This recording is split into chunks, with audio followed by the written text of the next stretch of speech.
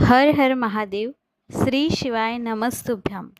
मंडळी, अधिक महिन्यात येणारी शिवरात्री अत्यंत पुण्यदायी मानली जाते.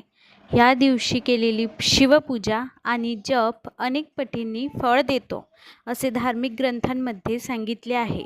विशेषतः पार्थिव शिवलिंगाची पूजा केल्यास भगवान भोलेनाथ लवकर प्रसन्न होतात असे मानले जाते. पण अनेक लोक पूजा तर करतात, मात्र काही महत्त्वाच्या गोष्टी अर्पण करायला विसरतात. आज मी तुम्हाला अशा 5 गोष्टी सांगणार आहे ज्या श्रद्धेने अर्पण केल्यास जीवनातील विविध अडचणी कमी होण्यास मदत होते असे मानले जाते. त्यामुळे हा व्हिडिओ शेवटपर्यंत नक्की पहा. 13 जून रोजी अधिक महिन्यातली पवित्र शिवरात्री येत आहे. या दिवशी पार्थिव शिवलिंग बनवून त्याची पूजा केल्यास भगवान शिवांची विशेष कृपा प्राप्त होते.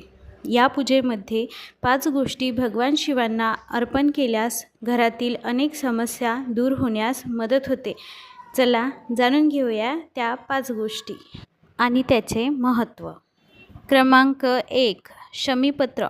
जर घरातील एखादी व्यक्ती वारंवार आजारी पडत असेल किंवा रोगांनी त्रस्त असेल तर भगवान शिवांना शमीपत्र अर्पण करावे. असे मानले जाते की यामुळे आरोग्य लाभते आणि रोगांचे कष्ट कमी होतात. क्रमांक 2. 11 अखंड अक्षत. शिवजींना 11 अखंड न तुटलेले अक्षत अर्पण करावेत. अक्षत हे कार्यसिद्धीचे प्रतीक मानले जाते. तुमची रखडलेली कामे पूर्ण व्हावीत आणि मनोकामना पूर्ण व्हाव्यात म्हणून हे अर्पण केले जाते. क्रमांक 3. बेलपत्र. भगवान शिवांना फक्त 1 बेलपत्र श्रद्धेने अर्पण करा. बेलपत्र अर्पण केल्याने घरात सुख, समृद्धी आणि सकारात्मकता वाढते. क्रमांक 4. कण्हेराचे फूल.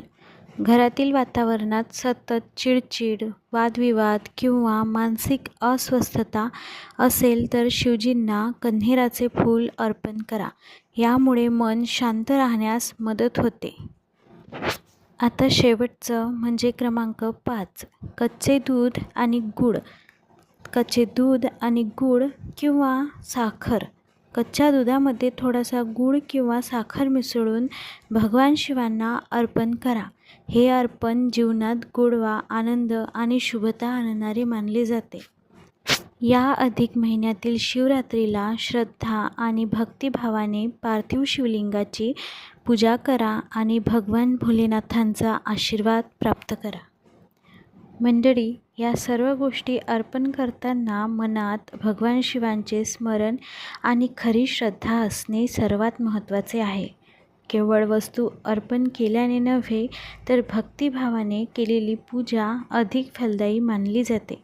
शिवरात्रीच्या दिवशी शक्य असल्यास ओम नमः शिवाय किंवा श्री शिवाय नमस्तुभ्यम या मंत्राचा जप करा. तसेच शिवचालीसा किंवा महिम्न स्तोत्राचे पठण करा.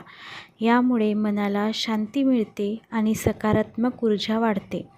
भगवान भोलेनाथ तुमच्या सर्व मनोकामना पूर्ण करो आणि तुमच्या घरात सुख, शांती व समृद्धी नांदो, हीच प्रार्थना. हर हर महादेव. व्हिडिओ आवडला असेल तर लाईक करा, शेअर करा आणि चॅनलला सबस्क्राईब करायला विसरू नका. श्री शिवाय नमस्तुभ्यम. हर हर महादेव.